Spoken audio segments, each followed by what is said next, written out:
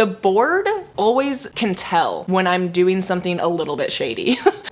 No.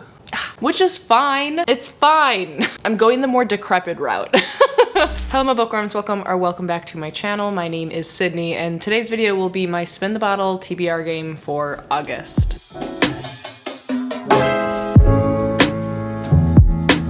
So hey, what's up? How are you? I hope you're doing well. Thank you so much for being here and hanging out with me for a little bit. If this is the first Spin the Bottle that you are landing on, the link to the playlist of all the previous installments is down below in the description. But getting right on into it, the first thing we do every single month is look at how I did last month. So this was the TBR for last month's Spin the Bottle, and I could have done it.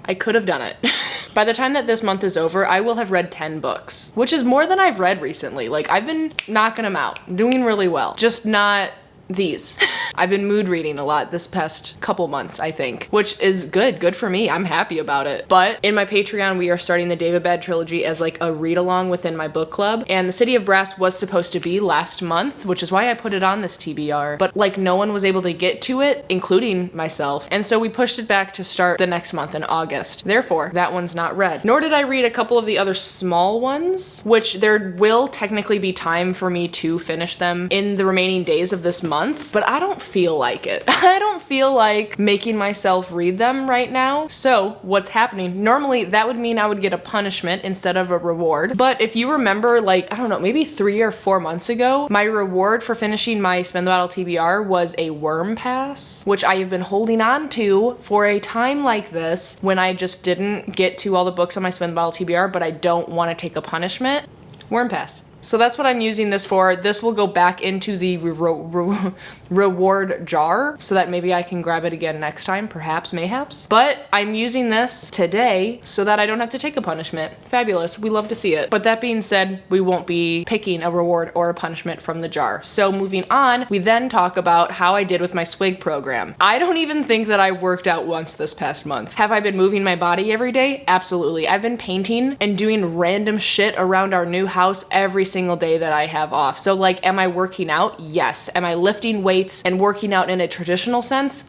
No. But I am not counting painting or anything else like working out, so I'm not giving myself a swig this month. However, I do have one from last month that I still can use in today's spins if I see fit. And if you are unsure what my swig program is, it is a goal that I set for myself every single month, and if I complete that goal, then I get a swig, which is also the same thing as a swap. I can swap a prompt that I land on that I don't want to do. I could swap a book on my TBR during the reading month so that it can count for a Spin the Bottle book. And the goal that I've been using is to move my body or exercise 3 days a week. So again, I don't feel right saying that I obtained a swig just for like working on our house, even though like I'm telling you, I've never been more exhausted in my life, but it just doesn't feel right. So I'm not gonna do it, but I do have one from last month. So we can get on into the game. The first spin is my Patreon only spin. All of the prompts are submitted to me from my patrons. And then after that, we will mix and mingle all the prompts together and continue the game. So let's go on for spin number 1.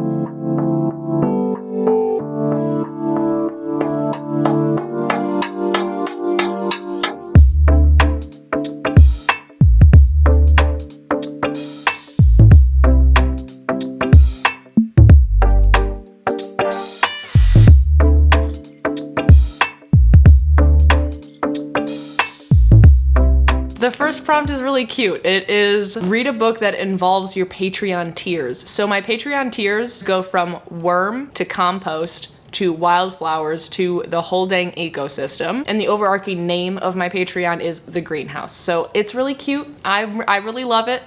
And the book that I'm gonna choose, up until this point, I didn't think about the fact that like I could choose a book with like plants or something like greeny on the cover. I'm going the more decrepit route. I'm gonna go with like the Compost tier, shout out Compost. But I'm gonna choose What Moves the Dead by T. Kingfisher.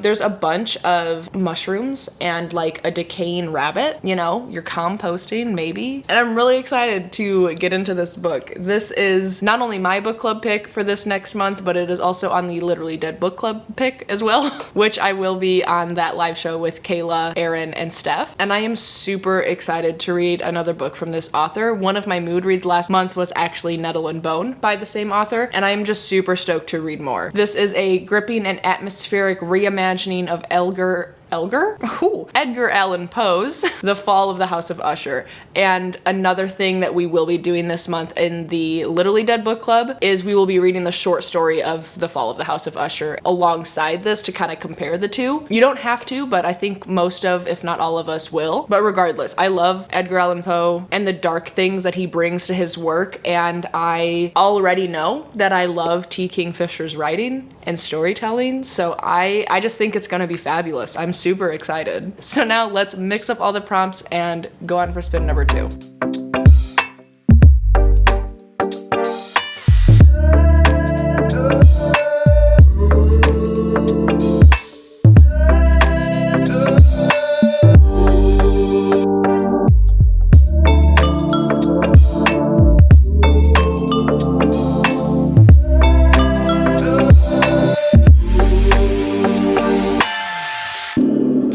We got a new release, which is always super exciting. I love getting this prompt. And in terms of new release, I'm gonna do anything that has been released in 2022, which this book falls under. It is Disorientation by Elaine Haysashu. I can't wait. I'm so excited to be reading this. I've had it since, I think I got it when Jan and I met and we went to Barnes & Noble together. I'm pretty sure that's when I bought it. And it's just like my favorite type of cover. I think it's absolutely strange and stunning. This book is actually the buddy read for my Nightcrawler book club. Every single month I set a poll for everyone to choose what book they want to read within the family.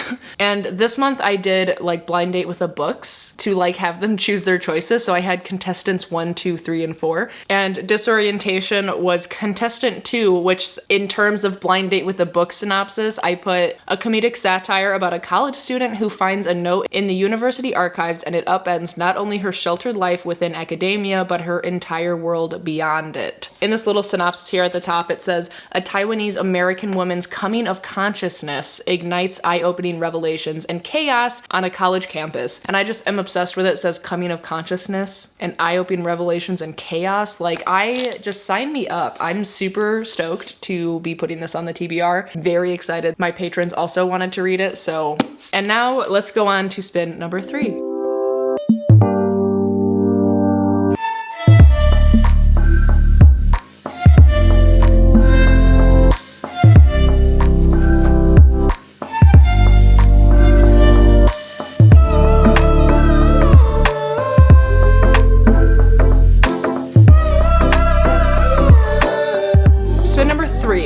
I do like this prompt as well. It's a classic. Read a book by an author that you've read from before. I'm gonna give you not only an author that I've read from before, but also a book that I've read before, and that is City of Brass by S.A. Chakraborty. So obviously, like I already explained, we are starting a read-along within my book club, and this is book 1. I've read it before, so I've read from this author, I've read this book, but I need to reread it in order to continue the series, and I'm super excited. I loved it. It was a 5 out of 5, one of my top books of the year, that year that I had read it, and I'm really looking forward to being back in this world and revisiting all these characters and these political intrigues, the magic system. I am super excited to get back into it and continue the series eventually. Eventually meaning next month, hopefully. Not hopefully, we will. We will be doing it. We're gonna do better this time. You hear me, Nightcrawlers? But yeah, so this is on the TBR, and now we can go, that was quick. We can go on to spin number 4? 4.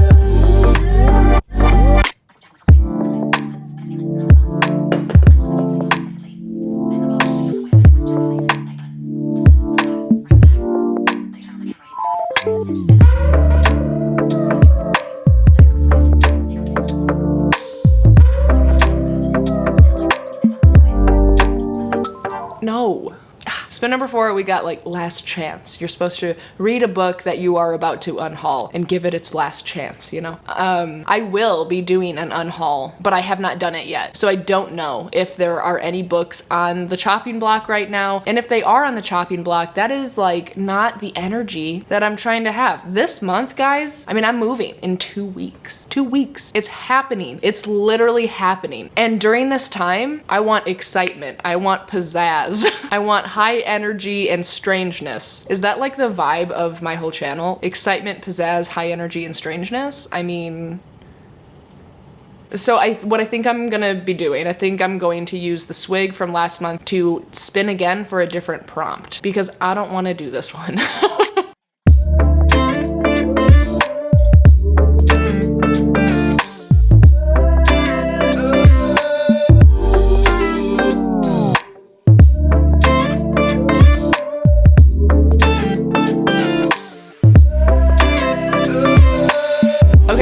the respin for spin number 4, I like the prompt. I like the prompt, but it did give us a +1. So the board always can tell when I'm doing something a little bit shady.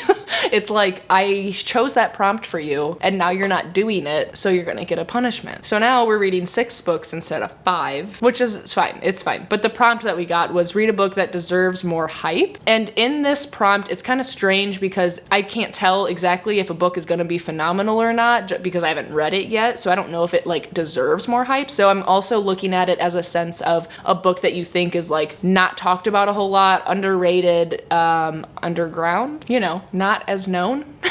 But I knew my answer as soon as I read what prompt I got. So it's going to be A Cosmology of Monsters by Sean Hamill. I am obsessed with this cover. I love werewolves. I have such an affinity for them. And when I saw this, this was definitely, I bought it when I was with Jan at Barnes & Noble because like this cover was everything. I could not put it down. There wasn't an option. Speaking of Jan, this is her August book club pick for her full moon book club. And I am the guest host. Hello, what's up? So I will be buddy reading this with Jan in August. A lot of things happening in August, including buddy reads and live shows and oh my. But I'm super excited about this title.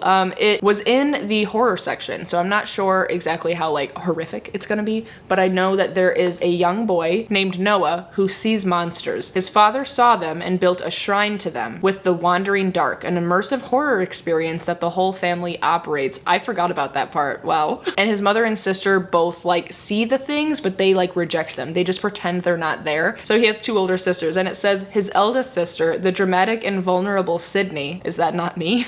Won't admit to seeing anything but the beckoning glow of the spotlight until it swallows her up. Noah Turner sees monsters, but unlike his family, Noah lets them in. So it seems like he's the only person in the family that will be like interacting with the monsters and like letting them in, seeing, like, I don't know what that means, but like obviously something's going to happen. And Sydney might be in trouble. I mean, I relate to that. So this is on the TBR. Very excited about this. This TBR is already like, I'm feeling excited about it.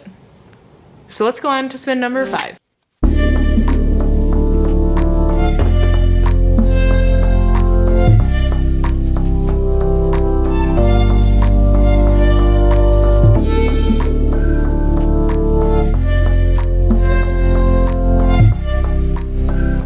Landed on light blue, another +1 spin, which is fine. It's fine. That means 7 books instead of 5, instead of 6 really. But the prompt that we got was read a book that reminds you of like a favorite show or movie. And I'm going to be like tweaking this prompt just a little bit to make it work because there is a book that I really wanted to get to this month. And it reminds me of another book that is one of my favorites, like a book that I really, really did enjoy. It does have a movie, but I don't want to watch the movie. So hold on. The book that I'm choosing for this prompt is Tomorrow and Tomorrow and Tomorrow by Gabrielle Zevin. I'm obsessed with this cover. I love it like too much. And the fact that it is about video games just reminds me of Ready Player One. I really loved that book, and I know that it has a movie, but I haven't watched the movie. I don't know if I will watch the movie because the way that I imagine Ready Player One in my head is kind of how I want to keep it. So I don't know, maybe in the future I'll watch it, but it is like, I consider it like a favorite, a loose favorite of mine, you know? I really liked it. I had a great time. So I'm going to choose a book based off of a favorite book of mine that does have a movie. And I'm choosing this one. And in the story we have Sam and Sadie, who are like childhood friends. Maybe they were like lovers, I'm not really sure, but they were childhood friends at the very least. And they grew up, found each other somehow on like the busy streets, linked up and created their first blockbuster, Ishigo. And then the world was theirs overnight. Not even 25 years old, Sam and Sadie are brilliant, successful, and rich, but these qualities won't protect them from their own creative ambitions or the betrayals of their hearts. Aw, the last sentence says, yes, this is a love story, but it's not one you have read before. I literally have goosebumps. You can't see them, but wow. I'm so lame. I'm so excited about it. I just have been really into this book because of the cover since I saw it online, like, I don't know, a while ago, but I finally like have it in my hands and I'm excited to put it on the TBR. So now we can go on to spin number 6.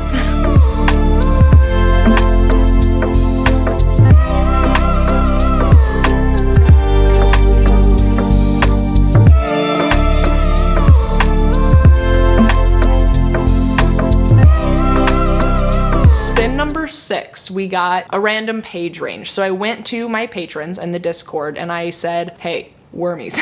I need a page range, like 2 numbers for a page range, you know? And Heather was first, and she told me 67 to 225. In the break that you didn't see, I was literally walking around picking up all these books that like sound really cool, like I would really love to read them this month. They were all at least like 250 to 350 pages long. So I had to backpedal.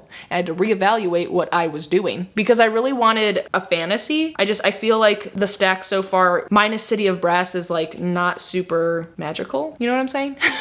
So I wanted to pick a fantasy, and one of my favorite series ever are short fantasy books, which is the Wayward Children series. And I have one of them that I have not read yet, and it is Come Tumbling Down by Sean McGuire. This is book 5, which you don't really have to read them in order at all, but I got super stinking excited when I realized who this one was about, because my favorite book in the Wayward Children series is Down Among the Sticks and Bones, and I think that was Jack and Jill that we follow, and they're in the moors, which is like one of the places through the magical doors that these kids can go through. And this one, follow them when they're coming back from the moors. And I just like, that was kind of like a big moment for me about 5 minutes ago because I got super excited because those were my 2 favorite kid characters, and the moors has been my favorite world so far. So I'm just like, I'm very excited that this actually worked out really well. And it is, in case you were wondering, 206 pages. So it is the perfect length, less than 225, greater than 67. And I'm super excited to be back with like these characters that I really loved and get to see like what is actually like going on after the fact of Down Among the Sticks and Bones, because it kind of left off in a way that does open up for a book to kind of like loosely follow the same characters and storyline, you know what I'm saying? So super excited. This is on the TBR, and we can go to spin number 7.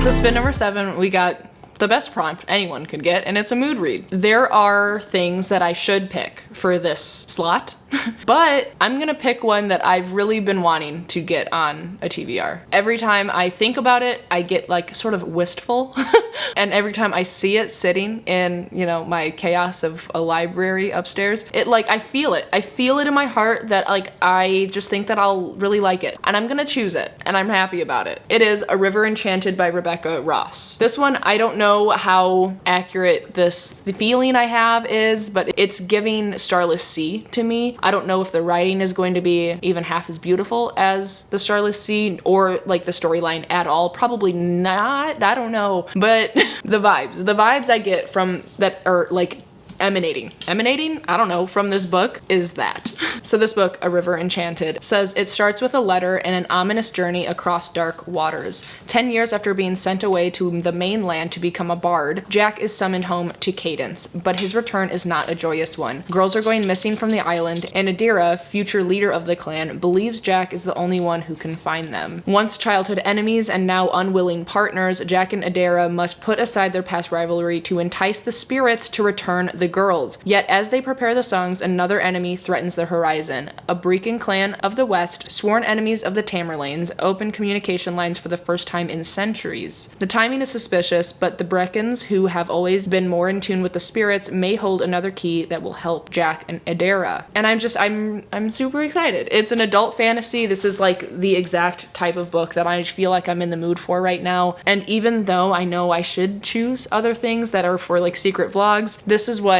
my heart wants. So I'm choosing this, and I'm happy about it. Very happy, very excited. That was the last spin, thank God. This is a really cute stack, and I'm really stoked about it. Let us recap, shall we? Oh my God, this is a really cute stack. It's a large stack, but it's also like the vibes. Look at all these colors. I'm really here for it. Yeah, this is a lot of books, but you know, we'll see. I'm really happy, and I got all of the ones that I kind of really wanted to get on this stack. So thank you, Spin the Bottle board, for not being a complete asshole. But I think that that's all that I have for you today. So thank you so much for being here and hanging out with me for a little bit. If you are still watching, then leave the hot dog emoji down below in the comments, because this has a hot dog flying through the door and I am just in love with it.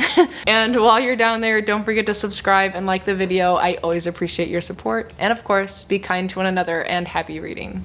Bye.